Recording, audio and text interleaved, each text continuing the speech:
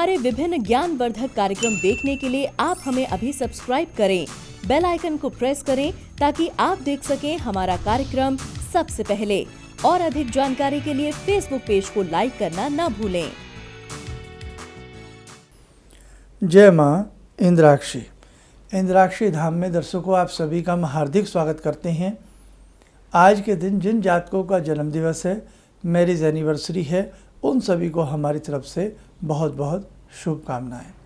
आज का पंचांग 27 सितंबर सन 2020, दिन रविवार, आश्विन माह, शुक्ल पक्ष, संवत 2077, तिथि एकादशी, नक्षत्र श्रवण, राहु काल 4:30 से 6, दिशा शूल पश्चिम दिशा।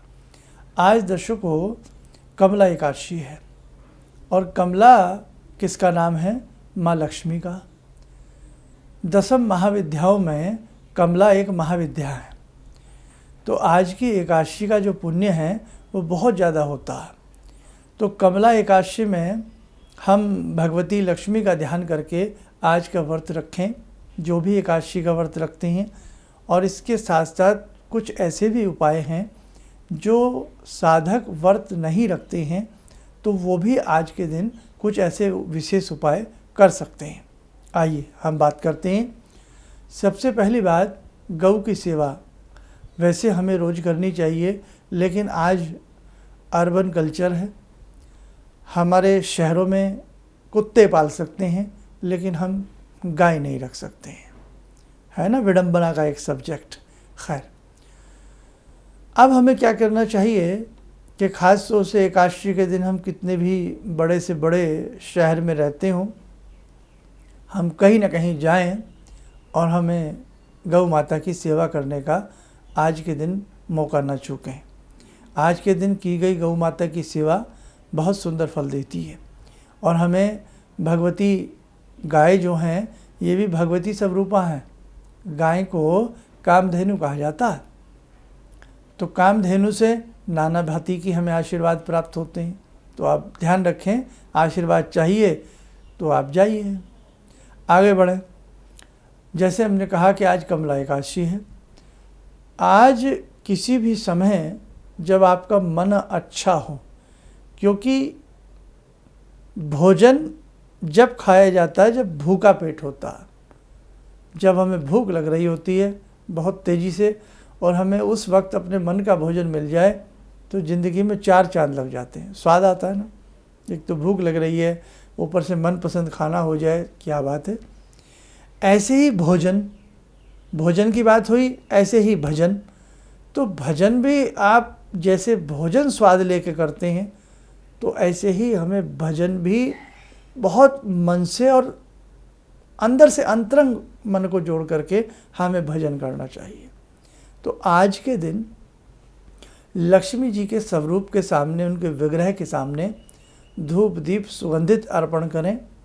और लाल फूल मिल जाए, चाहे वो गुलाब का हो या लाल कनेर भी होता है, कनेर का हो, गुड़हल भी होता है, करवीर, इस प्रकार के पुष्प हम भगवती को चढ़ा करके हम उनके श्री चरणों में बैठ करके ओम श्रीम श्री नमः सुने, ओम श्रीम श्री नमः, इस महामंत्र की 3 माला 5 माला जपें, बड़ा आनंद आएगा। आज के दिन हम भगवती को मखाने की खीर लगाएं, क्योंकि चावल तो बनता नहीं है। मखाना जो होता है, फूल मखाना भी इसे कहते हैं, मखाना भी कहते हैं, मखाने की खीर भगवती को अर्पण करें, लक्ष्मी कमला को, और बाद में वो खीर अपने घर के सदस्यों को प्रसाद स्वरूपेण बाँटें, आनंद की प्राप्ति होगी। और आज के दिन श्री सूक्त का पाठ करना बहुत अच्छा माना जाता है। आज के दिन लक्ष्मी जी के साथ ही तुलसी माता की भी सेवा करना, धूप दीप अर्पण करना पुण्य फलदायी होता है। आज के दिन हम बहुत सारे ऐसे कार्य होते हैं जिनसे बचें। ख़ास तौर से आज के दिन बिल्कुल भी नॉन वेज ना लें, कदापि नहीं लेना चाहिए। पर आप मानने वाले नहीं हैं, कोई बात नहीं है, तो कम से कम एकादशी के दिन तो ऐसा नियम बना लीजिए कि साहब जब एकादशी, महीने में कितनी एकादशी आती हैं? 2 एकादशी आती हैं, तो 30 दिन में 2 दिन की छुट्टी कर लीजिए। आप नॉन वेज मत खाइए, है ना। ये वहम मत रखिए कि प्रकृति में बहुत बढ़ जाएंगी सारी चीज़ें, हम नहीं खाएंगे, तो ऐसा कुछ नहीं है। ऐसी बहुत सारी चीज़ें जिन्हें आप नहीं खाते हैं तो भगवान ने सब कंट्रोल किया हुआ है ना। दलीलें बहुत शानदार देते हैं आप लोग। तो कम से कम 2 दिन के लिए मेहरबानी कीजिए, अगर आपके घर में आपकी दादी, काकी, नानी, बुआ, ताई कोई भी व्रत रखती है, कहीं भी रखती है, तो कम से कम आप भी शुद्ध रहें तो आपको भी कुछ पुण्य की प्राप्ति हो जाएगी। दूसरी बात, आज के दिन जो भी हमसे कोई सेवा बन पड़े, हम जो व्रत रखें उनकी भी सेवा कर सकते हैं, और जो हमें कोई भी ऐसा लाचार मजलूम व्यक्ति दिखाई दे हम उसकी भी सेवा कर सकते हैं, किसी भी रूप में कर सकते हैं।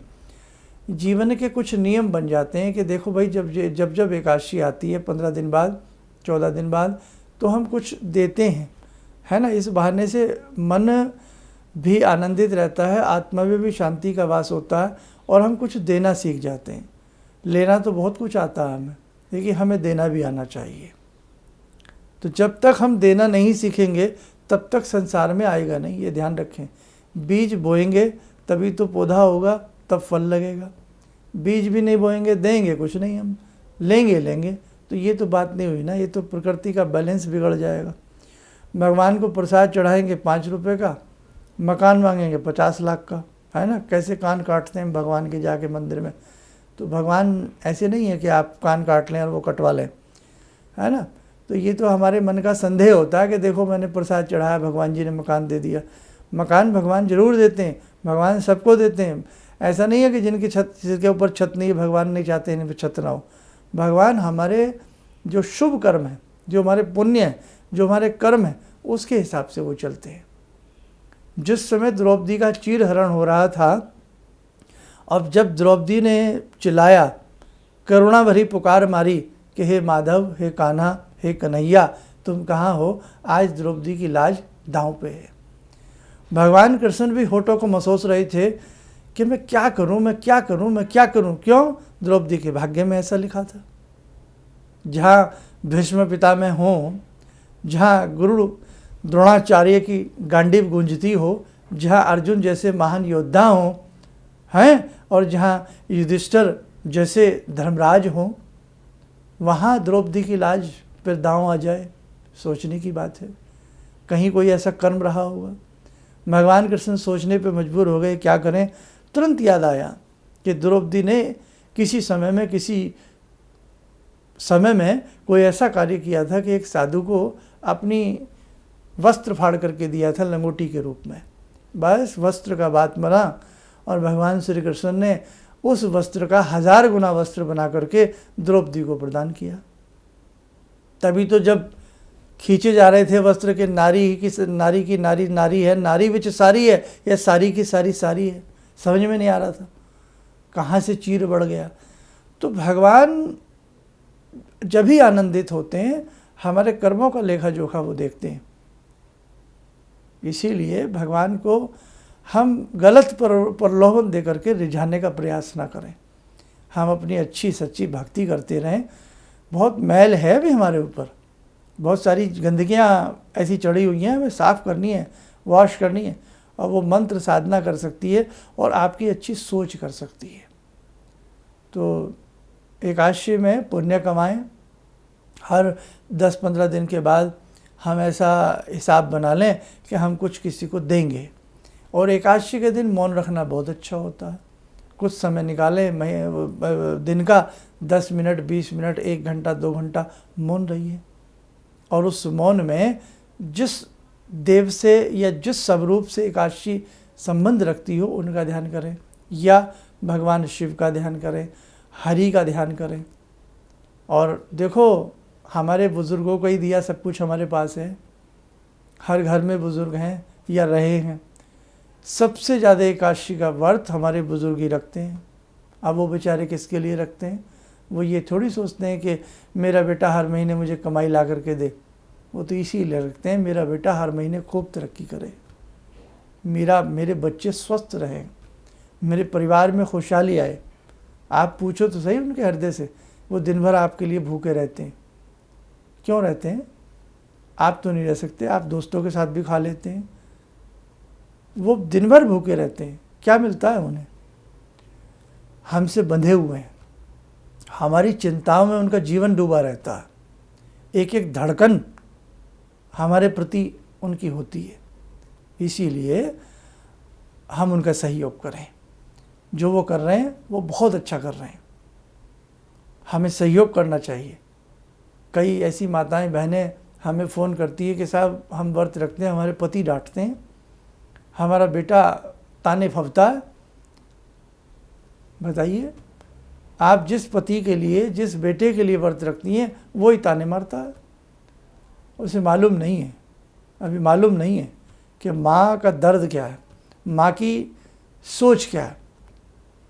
खैर, तो आप एकादशी में बहुत अच्छे से भगवान को याद कीजिएगा। ईश्वर आपके साथ हैं। जितनी भी आपके जीवन में समस्याएं हैं वो भगवत कृपा से आपकी अवश्य दूर होंगी। आइए दर्शकों, आनंदित होते हैं, भगवान श्री राम की ध्यान माला से जुड़ते हैं, ध्यान करें भगवान श्री राम का। ॐ रामो राजमणि सदा विजयते, रामं रमे संभजे, रामेण विहता निशाचरचमू, रामाय तस्मै नमः। रामानास्ति परायणं परतरं, रामस्य दासोऽम्यहम्। रामे चित्तलया सदा भवतु मे, भो राम मामुद्धर।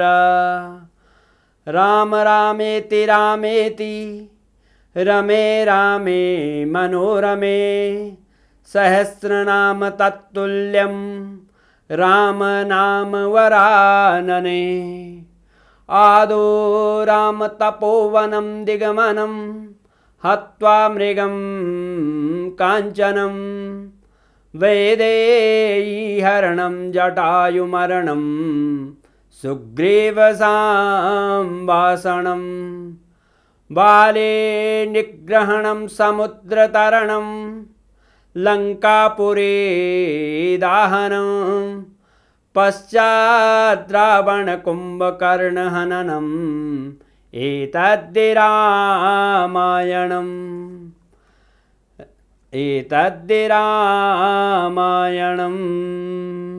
कवच बना लें, ध्यान करें, भगवान श्री राम का आशीर्वाद हम सबके ऊपर बरस रहा है।